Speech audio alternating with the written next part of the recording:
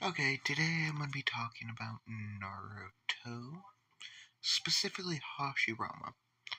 There's been this sort of video kind of being spammed throughout my feed of Hashirama versus the Akatsuki. Not really going to talk about that, but the big question is,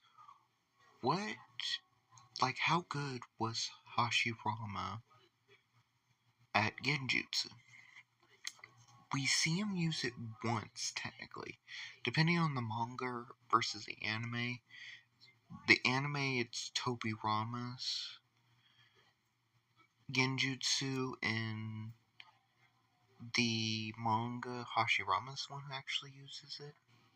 But he comes from the clan of 1,000 skills, which is basically proficiency at all three of them, and actually four, because I think Kenjutsu now counts. But yeah, so Hashirama probably does have some genjutsu skills. To an extent. I mean, Sarutobi is not a slacker in chakra control. And that was just a weakened Hashirama in the canon story.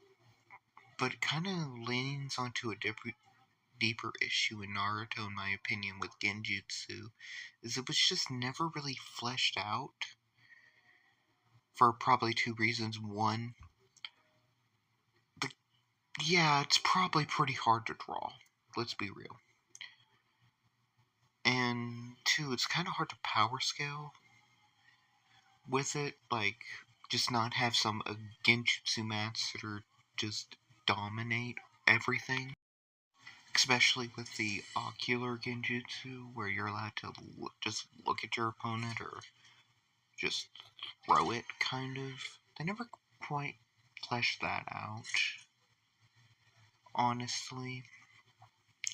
Just how it works. Is it like a projectile? I do know the Blood Clan. That's how I remember them in the last. Can't touch genjutsu. It's just not really fleshed out due to. Honestly, I still think it's mostly the drawing of it. But it's still not a real heavy stretch to say Hashirama had some strong genjutsu. I'm not saying he was Itachi, but if you couldn't control yourself or have like a really good chakra control, like Hidan, I think would probably have gotten dropped by his genjutsu. We never really see that. I do really wish genjutsu, because it could be so creative. Like, you can genjutsu it's illusions. What can't you do? But yeah, signing off.